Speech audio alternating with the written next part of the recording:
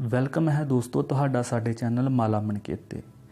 ਕਿਤਾਬ ਆਮੋ ਸਾਹਮਣੇ, ਲੇਖਕ ਨਰਿੰਦਰ ਸਿੰਘ ਕਪੂਰ।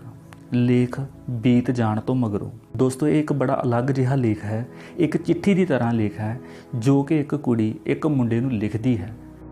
ਪਿਆਰੇ ਜੀਓ, ਪੁਰਾਣੀ ਵਾਕਫੀ ਅਤੇ ਪਿਆਰ ਦੇ ਮਾਣ ਨਾਲ ਲਿਖ ਰਹੀ ਹਾਂ। ਮੇਰੇ ਕੋਲ ਇਸ ਵੇਲੇ ਹੋਰ ਕੁਝ ਵੀ ਨਹੀਂ ਜਿਸ ਉੱਤੇ ਨਵਾਂ ਮਾਣ ਕਰ ਸਕਾਂ। ਪਤਾ ਲੱਗ ਹੀ ਗਿਆ ਹੋਵੇਗਾ ਕਿ ਸਭ ਉਡੀਕਾਂ ਅਤੇ ਸਾਰੀਆਂ ਉਮੀਦਾਂ ਦੇ ਮੁੱਕ ਜਾਣ ਉਪਰੰਤ ਅਤੇ ਜਿਉਣ ਦੀ ਥਕਾਵਟ ਨਾਲ ਚੂਰ ਹੋ ਕੇ ਮਰਨ ਦਾ ਯਤਨ ਕੀਤਾ ਸੀ, ਪਰ ਸਫਲ ਨਹੀਂ ਹੋਈ। ਸ਼ਾਇਦ ਸਫਲ ਹੋਣਾ ਮੈਨੂੰ ਆਉਂਦਾ ਹੀ ਨਹੀਂ। ਹਸਪਤਾਲ ਵਿੱਚੋਂ ਹੀ ਲਿਖ ਰਹੀ ਹਾਂ। ਤੈਨੂੰ ਇੱਕ ਵਾਰੀ ਆ ਕੇ ਵੇਖਣਾ ਤਾਂ ਚਾਹੀਦਾ ਸੀ ਕਿ ਕਿਵੇਂ ਖਿੰਡਰੇ ਹੋਏ ਮਲਬੇ ਵਾਂਗ ਬੈਠੀ ਹਾਂ। ਸਾਰੇ ਮੇਰਾ ਹਾਲ ਪੁੱਛ ਗਏ ਹਨ, ਪਰ ਜਿਸ ਨੂੰ ਮੈਂ ਆਪਣਾ ਹਾਲ ਦੱਸਣਾ ਚਾਹੁੰਦੀ ਸਾਂ ਉਸਨੇ ਅਜੇ ਤੱਕ ਪੁੱਛਿਆ ਹੀ ਨਹੀਂ। ਜਿਉਣਾ ਬਹੁਤ ਭਾਰਾ ਅਤੇ ਥਕਾਊ ਹੋ ਗਿਆ ਹੈ। ਦਿਨ ਰਾਤ ਸੋਚਦੀ ਰਹਿੰਦੀ ਹਾਂ, ਪਰ ਹਰ ਸੋਚ ਤਿਲਕ ਕੇ ਘੁੰਮ ਫਿਰ ਕੇ ਅੰਤ ਨੂੰ ਤੇਰੇ ਤੇ ਅਟਕ ਜਾਂਦੀ ਹੈ। ਆਪਣੀਆਂ ਨਜ਼ਰਾਂ ਵਿੱਚ ਤਾਂ ਹਰ ਕੋਈ ਨਿਰਦੋਸ਼ ਹੁੰਦਾ ਹੈ, ਪਰ ਮੈਂ ਆਪਣੀਆਂ ਨਜ਼ਰਾਂ ਵਿੱਚ ਵੀ ਮੁਜਰਮ ਹਾਂ। ਬੜੇ ਚਿਰਾਂ ਤੋਂ ਤੈਨੂੰ ਦੱਸਣ ਬਾਰੇ ਸੋਚਦੀ ਰਹੀ ਹਾਂ ਕਿ ਤੇਰੀ ਸਲਾਮਤੀ ਵਾਸਤੇ ਹੀ ਮੈਂ ਤੈਨੂੰ ਧੋਖਾ ਦਿੱਤਾ ਸੀ। ਜਿਹੜਾ ਆਪਣੇ ਆਪ ਨੂੰ ਮੇਰਾ ਪਤੀ ਸਮਝਦਾ ਹੈ, ਉਹ ਕਈ ਵਾਰੇ ਤੈਨੂੰ ਗੋਲੀ ਮਾਰਨ ਦੀ ਨੀਅਤ ਨਾਲ ਲੱਭਦਾ ਰਿਹਾ ਸੀ। ਤੈਨੂੰ ਜਿਉਂਦਾ ਵੇਖਣ ਵਾਸਤੇ ਹੀ ਮੈਂ ਆਪ ਕਤਲ ਹੋਣ ਲਈ ਤਿਆਰ ਹੋਈ ਸਾਂ। ਕੋਈ ਸਮਾਂ ਸੀ ਜਦੋਂ ਸ਼ੌਂਕ ਇਤਨੇ ਵੱਡੇ ਸਨ ਕਿ ਜੱਗ ਸੌੜਾ ਪ੍ਰਤੀਤ ਹੁੰਦਾ ਸੀ। ਤੇਰੇ ਸਾਥ ਵਿੱਚ ਇਤਨੀ ਮਸਤ ਸਾਂ ਕਿ ਮੈਂ ਆਪਣੀ ਬਾਂਹ ਕਦੇ ਉੱਚੀ ਨਹੀਂ ਸਾਂ ਕਰਦੀ ਕਿ ਕਿਧਰੇ ਤਾਰੇ ਟੁੱਟ ਕੇ ਮੇਰੇ ਹੱਥਾਂ ਵਿੱਚ ਹੀ ਨਾ ਆ ਜਾਣ। ਮੈਂ ਸੋਚਿਆ ਕਰਦੀ ਸਾਂ ਕਿ ਇਤਨੀ ਰਹਿਮਤ, ਇਤਨੀ ਬਖਸ਼ਿਸ਼ ਲਈ ਤਾਂ ਮੈਂ ਰੱਬ ਅੱਗੇ ਦੁਆ ਨਹੀਂ ਸੀ ਕੀਤੀ। ਤੇਰੇ ਸਾਥ ਵਿੱਚ ਤਾਂ ਹਨੇਰੇ ਵੀ ਸੋਹਣੇ ਲੱਗਦੇ ਸਨ। ਮੇਰੀ ਕਲਪਨਾ ਨੇ ਇਤਨੇ ਉੱਚੇ ਹੁਲਾਰੇ ਲਏ ਸਨ ਕਿ ਮੈਂ ਭੁੱਲ ਹੀ ਗਈ ਸਾਂ ਕਿ ਥੱਲੇ ਧਰਤੀ ਵੀ ਹੈ। ਜਦੋਂ ਮੈਂ ਆਪਣੀ ਬਾਂਹ ਤੈਨੂੰ ਫੜਾਉਣਾ ਚਾਹੁੰਦੀ ਸਾਂ, ਉਹ ਮੇਰੀ ਬਾਂਹ ਫੜ ਕੇ ਲੈ ਗਿਆ ਸੀ। ਉਸ ਤੋਂ ਬਾਅਦ ਜੋ ਕੁਝ ਵਾਪਰਿਆ ਹੈ ਉਹ ਇੱਕ ਲੰਮਾ ਇਤਿਹਾਸ ਹੈ। ਉਸਨੇ ਪਹਿਲੀ ਰਾਤ ਹੀ ਕਹਿ ਦਿੱਤਾ ਸੀ ਕਿ ਦਿਲ ਤੋਂ ਸਿਵਾਏ ਮੇਰਾ ਸਭ ਕੁਝ ਤੇਰਾ ਹੈ। ਉਸ ਦੀ ਸ਼ਖਸੀਅਤ ਦੇ ਅਨੇਕਾਂ ਪੱਖ ਸਨ, ਪਰ ਵਿਆਹ ਕਰਨ ਉਪਰੰਤ ਉਹ ਕੇਵਲ ਪਤੀ ਬਣ ਕੇ ਰਹਿ ਗਿਆ ਸੀ। ਮੈਂ ਉਡੀਕਦੀ ਰਹੀ ਕਿ ਬਹਾਰਾਂ ਮੁੜ ਆਉਣਗੀਆਂ। ਉਡੀਕ ਦੇ ਨਾਲ ਨਾਲ ਮੈਂ ਸੋਚਦੀ ਵੀ ਰਹੀ। ਜ਼ਿੰਮੇਵਾਰੀਆਂ ਦੇ ਬੋਝ ਨੇ ਮੇਰੇ ਚਾਵਾਂ ਦੇ ਨਾਲ ਨਾਲ ਮੇਰੇ ਮੋਢੇ ਵੀ ਨੀਵੇਂ ਕਰ ਦਿੱਤੇ ਸਨ। ਪਿਛਲੇ ਕਈ ਸਾਲਾਂ ਤੋਂ ਉਜੜੇ ਹੋਏ ਵਾਵਰੋਲੇ ਵਾਂਗ ਭਟਕ ਰਹੀ ਹਾਂ। ਮਾਪੇ ਮੁੱਕ ਗਏ ਹਨ, ਤੂੰ ਗਵਾਚ ਗਿਆ ਹੈ। ਮੈਂ ਮੀਰਾ ਤਾਂ ਬਣੀ, ਪਰ ਮੈਨੂੰ ਕ੍ਰਿਸ਼ਨ ਨਾ ਮਿਲਿਆ। ਮੈਂ ਚਾਹੁੰਦੀ ਹਾਂ ਕੋਈ ਤੇਰੇ ਵਾਂਗ ਮੇਰਾ ਬਚਪਨ ਦਾ ਨਾਮ ਲੈ ਕੇ ਬੁਲਾਵੇ। ਸ਼ਾਇਦ ਤੂੰ ਭੁੱਲ ਗਿਆ ਹੋਵੇਂ, ਤੂੰ ਹੀ ਮੈਨੂੰ ਸਿੱਧੇ ਹੋ ਕੇ ਖਲੋਣ ਲਈ ਕਿਹਾ ਸੀ। ਉਦੋਂ ਮੈਂ ਸਮਝੀ ਨਹੀਂ ਸਾਂ, ਪਰ ਹੁਣ ਮੈਂ ਤੈਨੂੰ ਦੱਸ ਸਕਦੀ ਹਾਂ ਕਿ ਹਰ ਹੀਰ ਜੱਚਦੀ ਤਾਂ ਰਾਂਝੇ ਨਾਲ ਸੀ, ਪਰ ਰਾਂਝੇ ਨਾਲ ਵਿਆਹੀ ਨਹੀਂ ਸੀ ਗਈ, ਕਿਉਂਕਿ ਉਹ ਵੀ ਸਿੱਧੀ ਹੋ ਕੇ ਖਲੋਣ ਦੇ ਯਤਨ ਵਿੱਚ ਹੀ ਉਜੜ ਗਈ ਸੀ।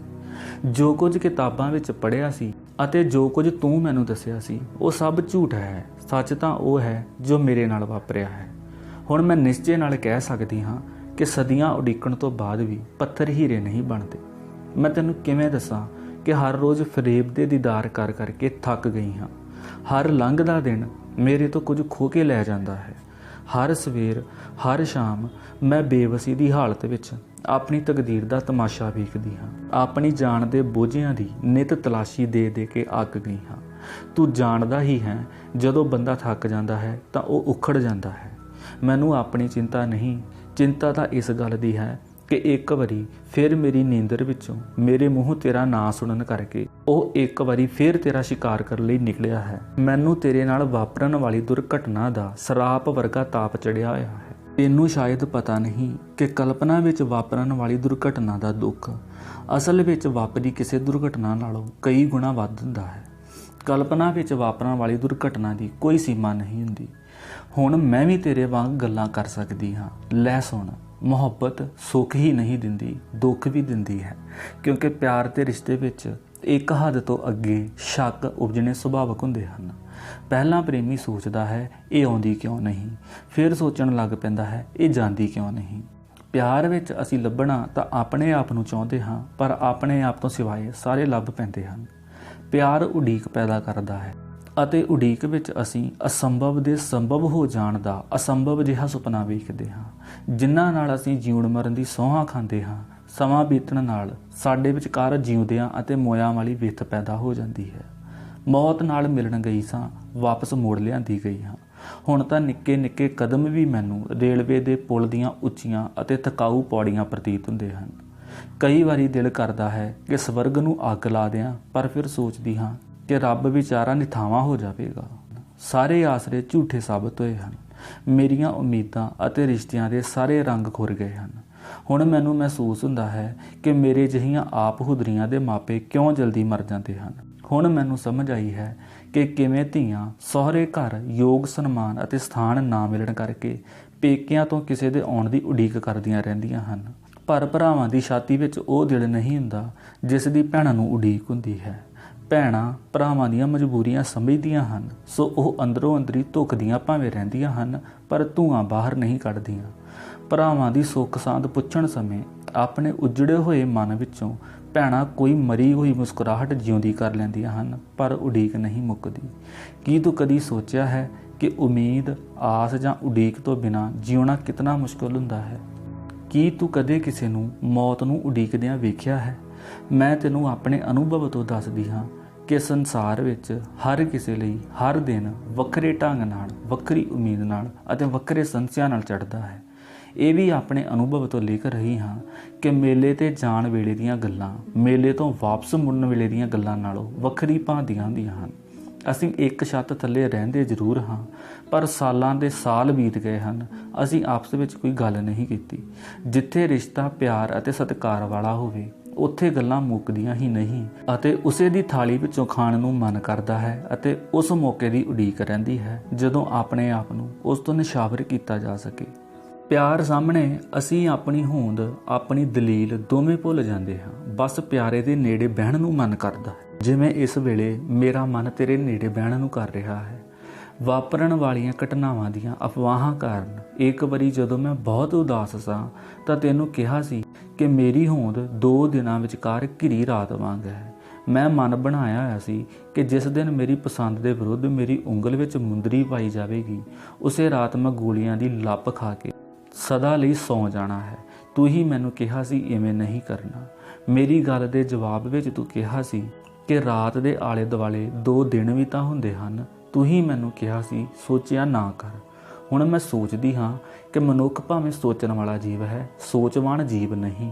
ਭਾਵੇਂ ਮਨੁੱਖ ਸੋਚਦਾ ਹੈ, ਪਰ ਵਿਚਰਦਾ ਉਹ ਭਾਵਨਾਵਾਂ ਅਧੀਨ ਹੀ ਹੈ। ਜਿਸ ਸ਼ਾਮ ਮੇਰੀ ਮੰਗਣੀ ਦੀ ਰਸਮ ਹੋਈ ਸੀ, ਉਸ ਦਿਨ ਪਹਿਲੀ ਵਾਰ ਮੈਂ ਆਪਣੇ ਪਿਤਾ ਦੇ ਚਿਹਰੇ ਉੱਤੇ ਤਸੱਲੀ ਭਰੀ ਇੱਕ ਚਮਕ ਵੇਖੀ ਸੀ। ਤੈਨੂੰ ਕਿਵੇਂ ਦੱਸਾਂ ਕਿ ਕਿਵੇਂ ਉਸ ਰਾਤ ਮੇਰੀ ਜ਼ਿੰਦਗੀ ਲਗਾਤਾਰ ਮੇਰੀ ਮੌਤ ਨੂੰ ਤੋੜਦੀ ਅਤੇ ਮਾਪਦੀ ਰਹੀ ਸੀ। ਵਿਆਹ ਤੋਂ ਪਹਿਲਾਂ ਸਾਡਾ ਗਿਆਨ ਵੀ ਕੁੰਵਾਰਾ ਹੁੰਦਾ ਹੈ। ਮੈਨੂੰ ਆਸ ਸੀ ਕਿ ਕੁਝ ਨਾ ਕੁਝ ਅਜਿਹਾ ਜ਼ਰੂਰ ਵਾਪਰ ਜਾਵੇਗਾ ਕਿ ਸਾਨੂੰ ਗਵਾਚੇ ਹੋਏ ਰਾਹ ਲੱਭ ਪੈਣਗੇ। ਤੇਰੇ ਨਾਲ ਰਿਸ਼ਤਾ ਉਸਾਰਨ ਤੋਂ ਬਾਅਦ ਕਿਸੇ ਹੋਰ ਨਾਲ ਕੋਈ ਰਿਸ਼ਤਾ ਉਸਾਰਨ ਦੀ ਮੇਰੇ ਵਿੱਚ ਹਿੰਮਤ ਹੀ ਨਹੀਂ ਸੀ। ਜਿਸ ਦਿਨ ਮੇਰਾ ਵਿਆਹ ਹੋਇਆ, ਉਸੇ ਦਿਨ ਤੋਂ ਮੇਰਾ ਬਨਵਾਸ ਸ਼ੁਰੂ ਹੋਇਆ ਸੀ। ਕੁਝ ਦਿਨਾਂ ਵਿੱਚ ਹੀ ਮੈਨੂੰ ਪਤਾ ਲੱਗ ਗਿਆ ਸੀ ਕਿ ਮੇਰੇ ਲੋਕ ਅਤੇ ਪਰਲੋਕ ਦੋਵੇਂ ਗਵਾਚ ਗਏ ਹਨ। ਜਦੋਂ ਉਸਨੇ ਵਿਆਹ ਤੋਂ ਪਹਿਲੇ ਤੇਰੇ ਨਾਲ ਮੇਰੇ ਰਿਸ਼ਤੇ ਦਾ ਹਿਸਾਬ ਕਿਤਾਬ ਮੰਗਣਾ ਸ਼ੁਰੂ ਕਰ ਦਿੱਤਾ ਤਾਂ ਮੇਰੇ ਅੰਦਰ ਮਰ ਜਾਣ ਦੀ ਇੱਛਾ ਜਾਗ ਪਈ। ਹਰ ਰੋਜ਼ ਜਿਉਂ-ਜਿਉਂ ਸ਼ਾਮ ਪੈਂਦੀ, ਮੈਨੂੰ ਆਪਣਾ ਆਪ ਠੰਡਾ ਪੈਂਦਾ ਵਿਖਾਈ ਦਿੰਦਾ। ਹਰ ਰਾਤ ਮੈਂ ਆਪਣੇ ਆਪ ਨਾਲ ਬਹਿਸ ਕਰਦੀ ਅਤੇ ਅੰਤ ਨੂੰ ਮੈਂ ਆਪਣੇ ਮਰਨ ਦੇ ਹੱਕ ਵਿੱਚ ਫੈਸਲਾ ਕਰ ਲਿਆ। ਧਰਮ ਅਤੇ ਕਾਨੂੰਨ ਕੁਝ ਵੀ ਕਹਿਣ, ਪਰ ਮੈਂ ਸਮਝਦੀ ਹਾਂ ਕਿ ਜਿਉਣ ਲਈ ਉਤਨੇ ਹੌਸਲੇ ਦੀ ਲੋੜ ਨਹੀਂ ਹੁੰਦੀ ਜਿਤਨੇ ਦੀ ਮਰਨ ਵਾਸਤੇ ਲੋੜ ਹੁੰਦੀ ਹੈ। ਹਰ ਕੋਈ ਜਿਉਣਾ ਚਾਹੁੰਦਾ ਹੈ, ਪਰ ਹਰ ਕਿਸੇ ਵਿੱਚ ਮਰ ਜਾਣ ਦੀ ਇੱਛਾ ਵੀ ਹੁੰਦੀ ਹੈ। ਜਦੋਂ ਮੌਤ ਦਾ ਪਲੜਾ ਭਾਰੀ ਹੋ ਜਾਵੇ ਤਾਂ ਮਰਨਾ ਜੀਵਨ ਵਾਂਗ ਚੰਗਾ ਅਤੇ ਜਿਉਣਾ ਮੌਤ ਵਾਂਗ ਡਰਾਉਣਾ ਲੱਗਣ ਲੱਗ ਪੈਂਦਾ ਹੈ। ਕੋਈ ਬਹੁਤ ਵੱਡਾ ਗਿਲਾ ਸ਼ਿਕਵਾ ਹੁੰਦਾ ਹੈ ਜਿਹੜਾ ਮਨੁੱਖ ਨੂੰ ਮਰਨ ਲਈ ਪ੍ਰੇਰਦਾ ਹੈ। ਜਦੋਂ ਕੋਈ ਮਰਨ ਦਾ ਫੈਸਲਾ ਕਰਦਾ ਹੈ ਤਾਂ ਉਸਨੇ ਆਪਣਾ ਘਰ ਜਾਂ ਸਾਕ ਸੰਬੰਧੀ ਹੀ ਨਹੀਂ, ਉਸਨੇ ਸਾਰੀ ਦੁਨੀਆ ਨੂੰ ਵੀ ਛੱਡਣਾ ਹੁੰਦਾ ਹੈ। ਆਤਮਘਾਤ ਕਰਨਾ ਆਪਣੇ ਆਪ ਨੂੰ ਦੁੱਖ ਦੇ ਕੇ ਆਪਣੇ ਨਿਰਦੋਸ਼ ਹੋਣ ਨੂੰ ਸਿੱਧ ਕਰਨ ਦਾ ਢੰਗ ਹੁੰਦਾ ਹੈ। ਇਵੇਂ ਮਰਨਾ ਸੰਸਾਰ ਸਾਹਮਣੇ ਆਪਣੇ ਸੱਚੇ ਹੋਣ ਦਾ ਸਬੂਤ ਹੁੰਦਾ ਹੈ। ਜਿਸ ਦਿਨ ਮੈਂ ਰਾਤ ਵੇਲੇ ਮਰਨ ਦਾ ਫੈਸਲਾ ਕੀਤਾ ਤਾਂ ਸੱਚ ਕਹਿੰਦੀ ਹਾਂ, ਨਿਰਣਾ ਕਰਦਿਆਂ ਹੀ ਅਜੀਬ ਜਿਹੀ ਸੁਤੰਤਰਤਾ ਦਾ ਅਹਿਸਾਸ ਹੋਇਆ।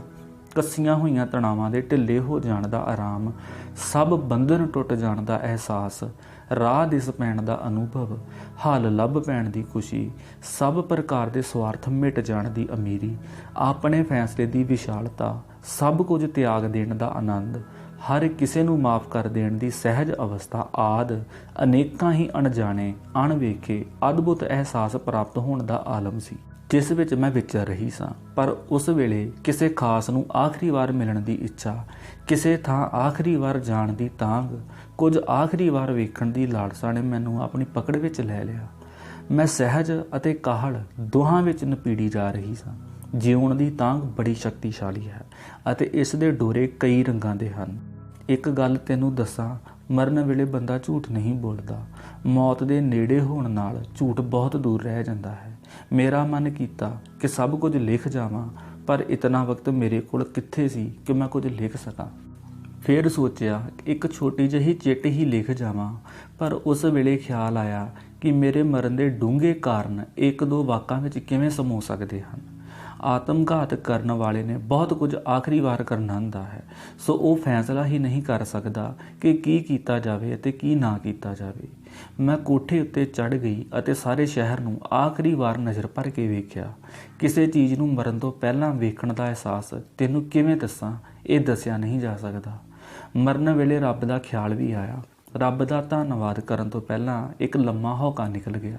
ਜਦੋਂ ਮੈਂ ਪਾਣੀ ਦਾ ਗਲਾਸ ਪੀਤਾ ਤਾਂ ਨਲਕੇ ਦਾ ਧੰਨਵਾਦ ਕੀਤਾ ਅਤੇ ਗਲਾਸ ਨੂੰ ਗੌਰ ਨਾਲ ਵੇਖਿਆ। ਸੋਚਿਆ ਘਰ ਦੀਆਂ ਸਾਰੀਆਂ ਚੀਜ਼ਾਂ ਸਲੀਕੇ ਨਾਲ ਰੱਖ ਦਿਆਂ। ਇਹ ਸੋਚ ਹੀ ਰਹੀ ਸਾਂ ਕਿ ਫੁਰਨਾ ਫੁਰਿਆ ਕਿ ਟੈਲੀਫੋਨ ਉੱਤੇ ਆਪਣੀ ਸਹੇਲੀ ਨੂੰ ਦੱਸ ਦਿਆਂ ਕਿ ਅਗਲੀ ਸਵੇਰ ਨੂੰ ਤੈਨੂੰ ਇੱਕ ਖਬਰ ਮਿਲੇਗੀ। ਪਰ ਫਿਰ ਸੋਚਿਆ ਕਿ ਉਹ ਤਾਂ ਮੇਰਾ ਇਰਾਦਾ ਹੀ ਬਦਲ ਦੇਵੇਗੀ। ਮੇਰਾ ਦਿਲ ਕੀਤਾ ਕਿ ਘਰ ਵਿੱਚ ਕੰਮ ਕਰਨ ਵਾਲੀ ਨੂੰ ਆਪਣੇ ਸਾਰੇ ਕੱਪੜੇ ਹੀ ਦੇ ਜਾਵਾਂ, ਪਰ ਫਿਰ ਸੋਚ ਕੇ ਰੁਕ ਗਈ ਕਿ ਉਹ ਹੈਰਾਨੀ ਨਾਲ ਕਈ ਸਵਾਲ ਪੁੱਛੇਗੀ ਤੇ ਲੰਮੀ ਉਮਰ ਦੀਆਂ ਅਸੀਸਾਂ ਦੇਣ ਲੱਗ ਪਵੇਗੀ। ਅਨੇਕਾਂ ਯਾਦਾਂ, ਰਿਸ਼ਤਿਆਂ ਅਤੇ ਖਿਆਲਾਂ ਦੇ ਜਲੂਸ ਮੇਰੀ ਸੋਚ ਵਿੱਚੋਂ ਲੰਘਦੇ ਰਹੇ। ਰੋਣ ਦਾ ਮੇਰੇ ਕੋਲ ਵਕਤ ਹੀ ਨਹੀਂ ਸੀ। ਮੇਰਾ ਸਾਰਾ ਜ਼ੋਰ ਤਾਂ ਆਪਣੇ ਅਥਰੂ ਰੋਕਣ ਉੱਤੇ ਲੱਗਿਆ ਹੋਇਆ ਸੀ। ਰੋ ਰੋ ਕੇ ਮੇਰੀਆਂ ਅੱਖਾਂ ਕਿੰਨੇ ਹੀ ਚਿਰ ਤੋਂ ਸੁੱਕੀਆਂ ਹੋਈਆਂ ਸਨ। ਪਰ ਉਸ ਰਾਤ ਮੈਨੂੰ ਮਹਿਸੂਸ ਹੋਇਆ ਕਿ ਔਰਤ ਹੋਣਾ ਅਤੇ ਨਾ ਰੋਣਾ ਅਸੰਭਵ ਗੱਲਾਂ ਹਨ। ਮੈਂ ਜਾਣਦੀ ਸਾਂ ਕਿ ਜੇ ਮੈਂ ਰੋਣ ਲੱਗ ਪਈ ਤਾਂ ਵਕਤ ਲੰਘ ਜਾਵੇਗਾ। ਮੇਰੇ ਪੈਰਾਂ ਨੂੰ ਜ਼ਮੀਨ ਦੇ ਖਿਸਕ ਜਾਣ ਦਾ ਤੌਖਲਾ ਸੀ। ਮੈਂ ਚਾਹੁੰਦੀ ਸਾਂ ਕਿ ਤੈਨੂੰ ਆਖਰੀ ਵਾਰ ਮਿਲ ਲਵਾਂ, ਛੂਹ ਲਵਾਂ, ਵੇਖ ਲਵਾਂ, ਕਿਉਂਕਿ ਸਭ ਕੁਝ ਆਖਰੀ ਵਾਰ ਵਾਪਰ ਰਿਹਾ ਸੀ। ਫਿਰ ਇੱਛਾ ਜਾਗੀ ਕਿ ਮੇਰੇ ਮਰਨ ਦਾ ਸਭ ਤੋਂ ਪਹਿਲਾਂ ਤੈਨੂੰ ਹੀ ਪਤਾ ਲੱਗੇ। ਮੈਂ ਰਾਤ ਨੂੰ ਇਵੇਂ ਉਡੀਕ ਰਹੀ ਸਾਂ ਜਿਵੇਂ ਕਿਸੇ ਪਲੇਟਫਾਰਮ ਤੇ ਬੈਠਾ ਇਕੱਲਾ ਯਾਤਰੀ ਗੱਡੀ ਦੀ ਉਡੀਕ ਕਰ ਰਿਹਾ ਹੋਵੇ। ਫਿਰ ਮੈਨੂੰ ਖਿਆਲ ਆਇਆ ਕਿ ਅਗਲੇ ਐਤਵਾਰ ਮੇਰੀ ਵਿਛੜੀ ਰੂਹ ਦੀ ਸ਼ਾਂਤੀ ਲਈ ਅਰਦਾਸ ਹੋ ਰਹੀ ਹੋਵੇਗੀ। ਇੱਕ ਵਾਰੀ ਮੈਂ ਫਿਰ ਕੋਠੇ ਉੱਤੇ ਗਈ ਅਤੇ ਆਪਣੇ ਆਪ ਨੂੰ ਗੈਰ ਹਾਜ਼ਰ ਕਰਕੇ ਆਲੇ ਦੁਆਲੇ ਨੂੰ ਵੇਖਿਆ। ਰਾਤ ਦੀ ਰੋਟੀ ਮੈਂ ਪਕਾ ਲਈ ਸੀ। ਮੈਂ ਸਾਰਾ ਕੁਝ ਇਵੇਂ ਵਿਉਂਤਿਆ ਹੋਇਆ ਸੀ ਕਿ ਕੋਈ ਵਿਘਨ ਨਾ ਪਵੇ, ਕਿਸੇ ਨੂੰ ਕੁਝ ਵੀ ਵੱਖਰਾ ਜਾਂ ਅਜੀਬ ਨਾ ਲੱਗੇ। ਮੈਂ ਆਪਣੇ ਵਿਛਾਏ ਹੋਏ ਬਿਸਤਰੇ ਨੂੰ ਮੁੜ ਵਿਛਾਇਆ ਅਤੇ ਮੁਰਦੇ ਵਾਂਗ ਲੇਟਣ ਦਾ ਅਭਿਆਸ ਕੀਤਾ ਅਤੇ ਆਪਣੀ ਲਾਸ਼ ਨੂੰ ਆਪ ਵੇਖਿਆ। ਰਾਤ ਵੇਲੇ ਸੌਣ ਦੇ ਸਮੇਂ ਆਪਣੇ ਯਤਨ ਵਿੱਚ ਅਸਫਲ ਰਹਿ ਜਾਣ ਦਾ ਤੌਖਲਾ ਪੈਦਾ ਹੋ ਗਿਆ। ਪਹਿਲਾਂ ਸੋਚਿਆ ਕਿ ਅਸਫਲ ਹੋ ਜਾਣ ਦੀ ਸੂਰਤ ਵਿੱਚ ਸਫਾਈ ਪੇਸ਼ ਕਰਨੀ ਮੁਸ਼ਕਲ ਹੋ ਜਾਵੇਗੀ। ਇਹ ਵੀ ਖਿਆਲ ਆਇਆ ਕਿ ਜੇ ਅੱਜ ਨਾ ਮਰਿਆ ਗਿਆ ਤਾਂ ਫਿਰ ਕਦੇ ਸਫਲ ਨਹੀਂ ਹੋ ਪਾਵਾਂਗੇ। ਆਪਣਾ ਮਰਨਾ ਡਰਾਉਣਾ ਵੀ ਲੱਗਿਆ। ਉਹਨਾਂ ਲੋਕਾਂ ਦਾ ਖਿਆਲ ਆਇਆ ਜਿਹੜੇ ਮੇਰੇ ਨਾਲੋਂ ਵੀ ਭੈੜੀ ਹਾਲਤ ਵਿੱਚ ਖੁਸ਼ ਸਨ। ਆਪਣੇ ਅਧੂਰੇ ਰਹਿ ਗਏ ਪੂਰੇ ਕੰਮ ਕਰਨ ਦੀ ਅੰਦਰੋਂ ਵੰਗਾਰ ਵੀ ਪੈਦਾ ਹੋਈ। ਫਿਰ ਖਿਆਲ ਆਇਆ ਕਿ ਆਪਣੀ ਦੁਨੀਆ ਨੂੰ ਮੈਂ ਇਤਨੀ ਛੋਟੀ ਕਿਉਂ ਕਰ ਲਿਆ ਸੀ ਕਿ ਆਪਣੇ ਆਪ ਨੂੰ ਮਰਨ ਤੱਕ ਪਹੁੰਚ ਗਈ ਸਾਂ। ਮਰਨਾ ਔਖਾ ਲੱਗਣ ਲੱਗ ਪਿਆ ਸੀ। ਮਰਨ ਨੂੰ ਮੈਂ ਜਿਤਨਾ ਸਹਿਜ ਅਤੇ ਸੌਖਾ ਸਮਝਦੀ ਸਾਂ ਉਹ ਉਵੇਂ ਨਹੀਂ ਸੀ। ਪਤੀ ਨੂੰ ਮੈਂ ਆਪਣੇ ਸਿਰ ਦਰਦ ਦਾ ਬਹਾਨਾ ਲਾ ਚੁੱਕੀ ਸਾਂ, ਸੋ ਆਪਣੇ ਕਮਰੇ ਦੀ ਬੱਤੀ ਜਗਾ ਕੇ ਆਪਣੇ ਆਪ ਨਾਲ ਬਹਿਸ ਕਰਨੀ ਠੀਕ ਨਾ ਲੱਗੀ ਅਤੇ ਮੈਂ ਗੋਲੀਆਂ ਦੀ ਸ਼ੀਸ਼ੀ ਆਪਣੇ ਮੂੰਹ ਵਿੱਚ ਉਲਟਾ ਕੇ ਪਾਣੀ ਪੀ ਕੇ ਲੇਟ ਗਈ। ਇਸ ਸਮੇਂ ਅੰਤਾਂ ਦੀ ਘਬਰਾਹਟ ਹੋਈ ਜਿਵੇਂ ਰੇਲ ਗੱਡੀ ਮੇਰੇ ਉੱਪਰੋਂ ਲੰਘ ਰਹੀ ਹੋਵੇ। ਦਿਲ ਕੀਤਾ ਆਵਾਜ਼ ਮਾਰਾਂ, ਪਰ ਆਵਾਜ਼ ਨਾ ਨਿਕਲੀ। ਇੰਜ ਲੱਗਿਆ ਜਿਵੇਂ ਕੋਈ ਦੂਰੋਂ ਆਪਣੇ ਵੱਲ ਬੁਲਾ ਰਿਹਾ ਸੀ। ਪਹਿਲਾਂ ਆਵਾਜ਼ ਨੇੜੇ ਆਉਂਦੀ ਪ੍ਰਤੀਤ ਹੋਈ, ਫਿਰ ਮੈਂ ਆਪਣੇ ਆਪ ਨੂੰ ਆਵਾਜ਼ ਦੇ ਨੇੜੇ ਜਾਂਦਿਆਂ ਅਨੁਭਵ ਕੀਤਾ। ਡੂੰਘੀ ਨੀਂਦ ਦਾ ਅਨੁਭਵ ਹੋ ਰਿਹਾ ਸੀ। ਸਭ ਡਰ ਭੈ ਪਿੱਛੇ ਰਹਿ ਗਏ ਸਨ। ਆਪਣੇ ਉੱਡਣ ਦਾ, ਹਵਾ ਵਿੱਚ ਤੈਰਨ ਦਾ ਅਹਿਸਾਸ ਹੋ ਰਿਹਾ ਸੀ। ਇੱਕ ਨਵੀਂ ਤਾਕਤ, ਇੱਕ ਨਵੀਂ ਦ੍ਰਿਸ਼ਟੀ ਪ੍ਰਾਪਤ ਹੋ ਗਈ ਲੱਗਦੀ ਸੀ। ਇੱਕ ਸੁਪਨੇ ਜਿਹੇ ਦੀ ਅਵਸਥਾ ਸੀ। ਸਭ ਕੁਝ ਧੁੰਦਲਾ ਲੱਗਣ ਲੱਗ ਪਿਆ ਸੀ। ਪਤਾ ਨਹੀਂ ਕਿਤਨਾ ਸਮਾਂ ਬੀਤ ਗਿਆ ਸੀ, ਪਰ ਜਦੋਂ ਮੇਰੀ ਜਾਗ ਖੁੱਲ੍ਹੀ ਤਾਂ ਮੈਂ ਹਸਪਤਾਲ ਵਿੱਚ ਸਾਂ। ਕਹਿੰਦੇ ਹਨ ਕਿ ਮੈਂ ਬਿਸਤਰੇ ਤੋਂ ਡਿੱਗ ਪਈ ਸਾਂ ਅਤੇ ਬੇਹੋਸ਼ੀ ਦੀ ਹਾਲਤ ਵਿੱਚ ਹਸਪਤਾਲ ਲਿਆਂਦੀ ਗਈ ਸਾਂ। ਮੇਰੇ ਕੰਨਾਂ ਵਿੱਚ ਭਾਂਤ-ਭਾਂਤ ਦੀਆਂ ਆਵਾਜ਼ਾਂ ਪੈਂਦੀਆਂ ਰਹੀਆਂ ਸਨ, ਪਰ ਕੁਝ ਸਮਝ ਨਹੀਂ ਸੀ ਆ ਰਹੀ। ਕਈ ਦਿਨਾਂ ਤੋਂ ਸੋਚ ਰਹੀ ਹਾਂ ਕਿ ਮੈਂ ਕਿਉਂ ਬਚ ਗਈ, ਮੈਂ ਬਚ ਕਿਵੇਂ ਗਈ। ਲੋਕ ਹਾਲ ਚਾਲ ਪੁੱਛਣ ਆਉਂਦੇ ਹਨ, ਪਰ ਉਹਨਾਂ ਦੇ ਚਿਹਰਿਆਂ 'ਤੇ ਕਈ ਸਵਾਲ ਹੁੰਦੇ ਹਨ ਜਿਹੜੇ ਉਹ ਮੇਰੀ ਹਾਲਤ ਨੂੰ ਵੇਖ ਕੇ ਪੁੱਛਦੇ ਨਹੀਂ।